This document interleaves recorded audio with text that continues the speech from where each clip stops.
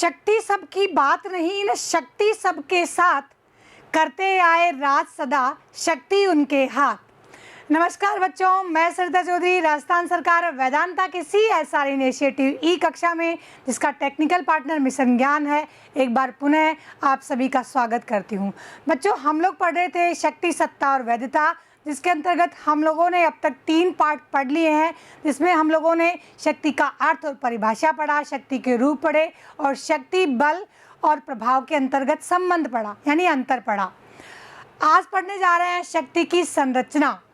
बच्चों, मुख्यतः समाज के अंतर्गत देखें तो हम ये निश्चित नहीं कर सकते कि वास्तव में शक्ति का उपयोग किस वर्ग के द्वारा, किस समूह के द्वारा, किस संस्था के द्वारा या किस व्यक्ति के द्वारा किया जा रहा है। यह राजनीतिक वैज्ञानिकों के अंतर्गत भी बहुत ही विवादित प्रश्न है कि वास्तव में शक्ति का मूल प्रयोग किस वर्ग के द्वारा या किस संस्था के द्वारा किया जाता है। हम समाज में देखें तो अनेक ऐसे समूह हैं, अनेक ऐसे वर्ग हैं जो शक्ति का प्रयोग करते हैं, लेकिन राजनीतिक वैज्ञानिकों की अनेक मान्यताएं हैं और उन मान्यताओं के अनुसार उन्होंने अपने अपने सिद्धांत प्रतिपादित किए हैं। शक्ति की अवधारणा का अध्ययन किया तब तो यह तो हम लोगों ने जाना ही था कि शक्ति एक ऐसा अवयव है, एक ऐसा तत्व है जिसमें 2 पक्ष होते हैं। एक पक्ष वह जिस पर शक्ति का प्रयोग किया जाता है, एक पक्ष वह जो शक्ति का प्रयोग करता है। यानी शक्ति इस रूप के अंतर्गत एक व्यक्ति के द्वारा, एक पक्ष के द्वारा दूसरे पक्ष पर आरोपित होती है। राजनीतिक वैज्ञानिकों के द्वारा माने गए सिद्धांतों के अनुसार अनेक मान्यताएं प्रचलित हैं, अनेक सिद्धांत प्रचलित हैं, जिनमें से हमारे पाठ्यक्रम के अनुसार हम मुख्यतः इन 4 सिद्धांतों का अध्ययन करेंगे। पहला सिद्धांत है वर्ग प्रभुत्व का सिद्धांत। वर्ग प्रभुत्व के सिद्धांत के प्रमुख पक्षधर हैं समाजवादी, मार्क्सवादी विचारक। इन विचारकों का मानना है कि समाज में एक वर्ग के द्वारा उत्पादन के महत्वपूर्ण संसाधनों या धन संपदा पर स्वामित्व स्थापित कर लिया जाता है, मूल्यवान संसाधनों पर अपना नियंत्रण स्थापित कर लिया जाता है। परिणाम स्वरूप एक वर्ग शक्तिशाली वर्ग हो जाता है जिसके पास में आर्थिक संपन्नता होती है, और वही वर्ग समस्त शक्तियों का केंद्र हो जाता है और उसी वर्ग के द्वारा समस्त शक्तियों का प्रयोग किया जाता है। कार्ल मार्क्स कहते हैं कि आज तक का इतिहास है वह वर्ग संघर्ष का इतिहास है। कार्ल मार्क्स ने इतिहास की आर्थिक व्याख्या करते हुए बताया है कि आज तक चाहे कोई भी इतिहास का कालक्रम उठाकर देख लें, किसी न किसी रूप में हमेशा 2 वर्ग रहे हैं, चाहे वह स्वामी या सेवक के रूप में के हो, चाहे वह कृषक या सामंत के रूप में हो, चाहे श्रमिक या उद्योगपति के रूप में हो, चाहे बुजुर्गा या सर्वहारा वर्ग के रूप के अंतर्गत हो।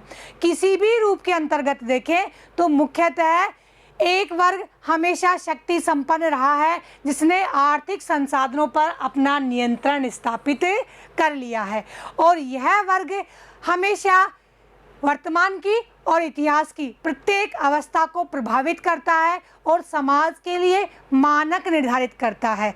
मार्क्स कहता है कि इस साधन संपन्न वर्ग के द्वारा ही राजनीति, नैतिकता, संस्कृति और हमारे समाज पर एक मानक तय कर दिया जाता है। यानी प्रत्येक स्तर पर कुछ ऐसे निर्धारण तय कर दिए जाते हैं, ऐसे मानदंड तय कर दिए जाते हैं जिनका अनुसरण बाकी अन्य जनता के द्वारा तो किया ही जाता है। यानी वो अपनी स्वाभाविक नियति मानकर इनका अनुसरण करने लगती है, क्योंकि वो इन्हीं को क्या मान लेती है, आदर्श मान लेती है।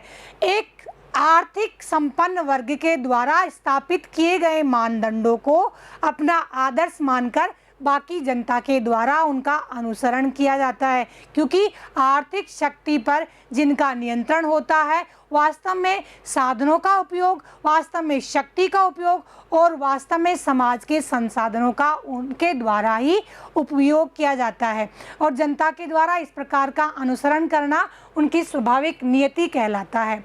ग्रामसी ने इसे बहुत ही सुंदर शब्दों में कहा है कि ये वैचारिक आधिपत्य स्वीकार कर लेते हैं। कौन लोग? सर्वहारा लोग जो साधन विपन्न होते हैं, साधनहीन होते हैं, आर्थिक स्थिति से निर्बल होते हैं, इनके द्वारा वैचारिक आधिपत्य की स्थिति स्वीकार कर ली जाती है। कार्ल मार्क्स कहते हैं चाहे इतिहास की कोई भी अवस्था हो, हमेशा जिसका नियंत्रण उत्पादन के साधनों पर होगा वास्तव में वही शासन करता है। तो शासन की बातें जो की जाती है समानता का आधार है वह बेकार है, क्योंकि साधन संपन्न वर्ग के द्वारा, बुजुर्गा वर्ग के द्वारा ही हमेशा आर्थिक संसाधनों का केंद्रीकरण अपने पास होता है और समस्त शक्तियों का स्रोत यही होता है।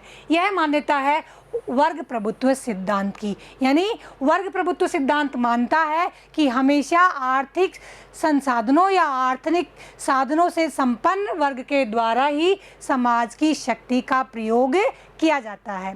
नेक्स्ट पढ़ते हैं विशिष्ट वर्गीय सिद्धांत या अभिजनवादी सिद्धांत।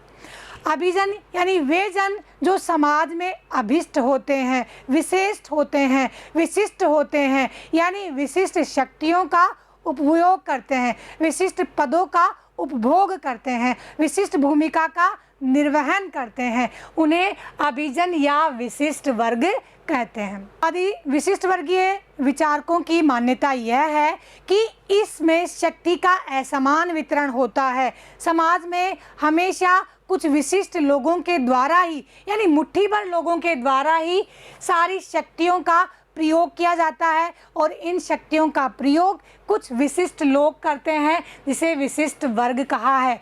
और इन विशिष्ट लोगों में कुछ विशेषताएं होती हैं, कुछ ऐसी विशेषताएं होती हैं जिनके कारण वे समाज के प्रमुख पदों पर आरूढ़ हो जाते हैं और इस आरूढ़ता का, इस स्थापना का भरपूर फायदा उठाते हैं और शक्ति का प्रमुख केंद्र बन जाते हैं। इसे इस प्रकार से समझते हैं कि समाज में कुशलता, आनुवांशिकता, संगठन क्षमता, नेतृत्व क्षमता या विभिन्न पदों की प्राप्ति के पश्चात कोई एक ऐसा वर्ग उत्पन्न हो जाता है जिसे विशिष्ट वर्ग कहते हैं। जैसे माना कि ये संपूर्ण समाज है और ये मुट्ठी भर लोग जो डॉक्टर, राजनेता, अधिकारी, प्रोफेसर, वकील, यानी उन सब बुद्धिजीवी वर्गीय व्यक्तियों के द्वारा समाज में शक्तियों का केंद्रीकरण अपने हाथों में कर लिया जाता है, यानी शक्ति के प्रमुख स्रोत वे बन जाते हैं और बाकी सब पर क्या करते हैं, शक्ति का प्रयोग किया जाता है। इन मुट्ठी भर लोगों के द्वारा समस्त शक्ति का उपयोग किया जाता है। इसे अभिजनवादी विचारकों ने अपने अपने विचारानुसार समझाया है। सबसे पहले हम लोग विल्फ्रेड पेरेटो के विचार समझते हैं। विल्फ्रेड पेरेटो ने अपनी महत्वपूर्ण कृति द माइंड एंड सोसाइटी के अंतर्गत मनोवैज्ञानिक रूप से अभिजनवादी सिद्धांत का विश्लेषण किया और उन्होंने कहा कि समाज में जो विशिष्ट वर्ग है, विशेष वर्ग है, वह मुख्यतः हमें दो रूपों में दिखाई देता है। एक तो वह वर्ग जो शासन में है, सत्ता में है, यानी जिसे नाम दिया है शासन विशिष्ट वर्ग, और एक वह वर्ग जो इस समय शासन में नहीं है लेकिन विशिष्ट है। ध्यान रखिएगा, विशिष्ट वर्ग का दो भागों में विभाजन किया है बच्चों। एक वह वर्ग जो जिस समय सत्ता में है उसे शासन विशिष्ट वर्ग कहा है, और जो सत्ता में नहीं है, सत्ता से बाहर है लेकिन विशिष्ट है, उसे गैर शासन विशिष्ट वर्ग कहा है। पेरेटो अपने इस सिद्धांत के माध्यम से यह बताना चाह रहे हैं कि शक्ति का प्रमुख केंद्र हमेशा विशिष्ट वर्ग होता है, चाहे वह शासन में हो चाहे शासन से बाहर हो, क्योंकि इन दोनों वर्गों के द्वारा हमेशा अपने हितों की पूर्ति की जाती रहती है। और क्या किया जाता है, हितों की पूर्ति एक दूसरे भी करते हैं, और जब सत्ता की अदला बदली होती है, यानी कभी ये सत्ता में और कभी ये सत्ता से बाहर, तो एक दूसरे के हितों का पूरी तरीके से ध्यान भी रखा जाता है, और जो सत्ता में है वह महत्वपूर्ण शक्ति के स्रोत का निर्वहन करता है। इसे ही विल्फ्रेड पेरेटो ने विशिष्ट वर्ग का परिसंचरण या सर्कुलेशन ऑफ एलिट्स कहा है। यानी विशिष्ट वर्ग के परिसंचरण से तात्पर्य यह है कि सत्ता हमेशा विशिष्ट वर्ग के हाथ में ही होती है और वही शक्ति का प्रयोग करता है। शक्ति का प्रमुख निर्वहन करता वही होता है, चाहे वह शासन विशिष्ट वर्ग में हो और चाहे गैर शासन विशिष्ट वर्गों में। गितानो मोस्का ने अपनी महत्वपूर्ण कृति द रूलिंग क्लास के अंतर्गत अभिजनवादी सिद्धांत का विश्लेषण मनोवैज्ञानिक और सामाजिक दोनों रूपों में किया है। इन्होंने कहा कि समाज में एक उपविशिष्ट वर्ग होता है। अब यह उपविशिष्ट वर्ग समाज के महत्वपूर्ण पदों पर आरूढ़ होता है, यानी महत्वपूर्ण पदों में भूमिका का निर्वहन करता है। ये महत्वपूर्ण पद सिविल सेवकों के हो सकते हैं, विभिन्न सेवाओं में प्रबंधकों के हो सकते हैं, वैज्ञानिकों के हो सकते हैं, या ऐसे महत्वपूर्ण पद जो राजनेताओं के पीछे महत्वपूर्ण भूमिका का निर्वहन करते हैं। इसीलिए मोस्का कहते हैं कि शासनों के वर्गीकरण की चर्चा करना या किसी तंत्र की चर्चा करना व्यर्थ है, बेकार है, क्योंकि हमेशा हमेशा एक ही तंत्र रहता है और वह रहता है गुटतंत्र। यानी शासन का संचालन हमेशा इस गुटतंत्र के द्वारा ही किया जाता है, चाहे कोई सा भी तंत्र हो, क्योंकि शासन की सत्ता हमेशा पर्दे के पीछे से चलाई जाती है और पर्दे के पीछे हमेशा यह गुटतंत्र विराजमान रहता है।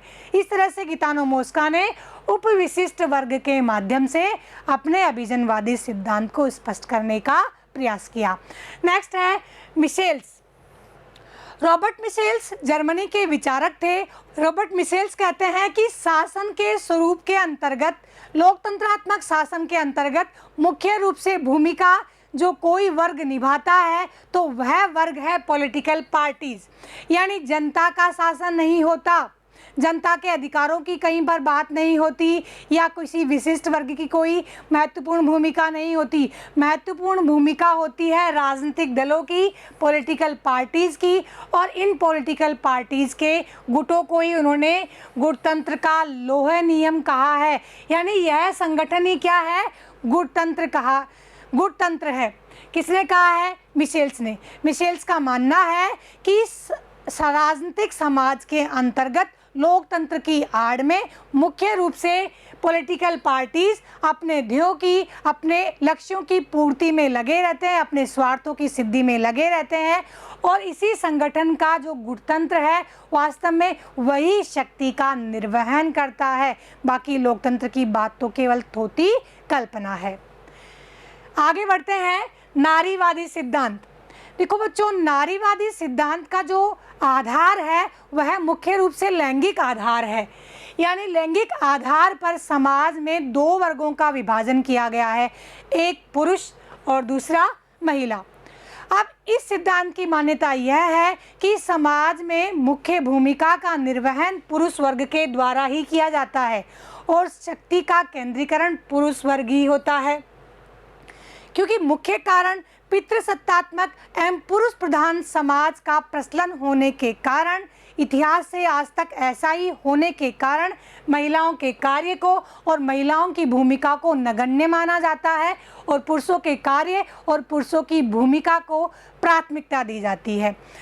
इस नारीवादी सिद्धांत के समर्थक विचारकों का कहना है क्योंकि पुरुषों के महत्व के कारण और पुरुषों को दिए जाने वाली अधिक तवज्जो के कारण महिलाओं का स्थान नगण्य हो जाता है, गौण हो जाता है। उनके द्वारा दिए गए योगदान को किसी प्रकार की तवज्जो नहीं दी जाती, कोई महत्व नहीं दिया जाता, जबकि समाज में दोनों महत्वपूर्ण भूमिका का निर्वहन करते हैं। नेक्स्ट है बहुलवादी सिद्धांत। बहुलवादी सिद्धांत इसके नाम से स्पष्ट हो रहा है। इस सिद्धांत की मान्यता यह है कि समाज में किसी एक वर्ग, एक व्यक्ति, एक संस्था के द्वारा किसी प्रकार की शक्ति का केंद्रीकरण नहीं किया जाता, अपितु शक्ति के अनेक स्रोत होते हैं और समाज में शक्ति अनेक समूहों में बटी होती है।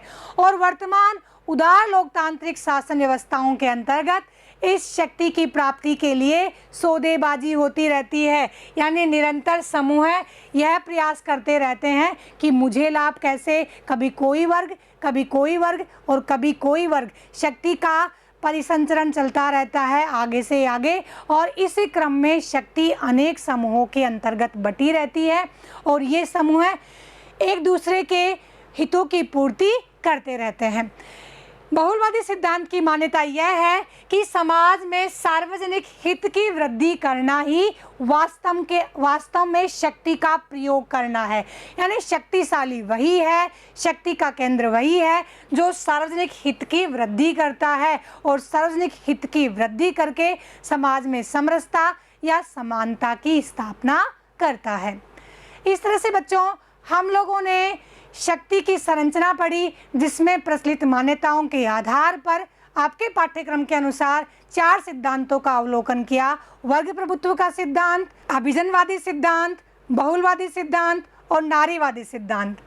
आशा और पूरी उम्मीद है कि आपको मेरे साथ यह सिद्धांत समझ में आए होंगे। हम लोग अगली वीडियो में सत्ता के साथ फिर मिलते हैं। तब तक के लिए जय हिंद, जय भारत।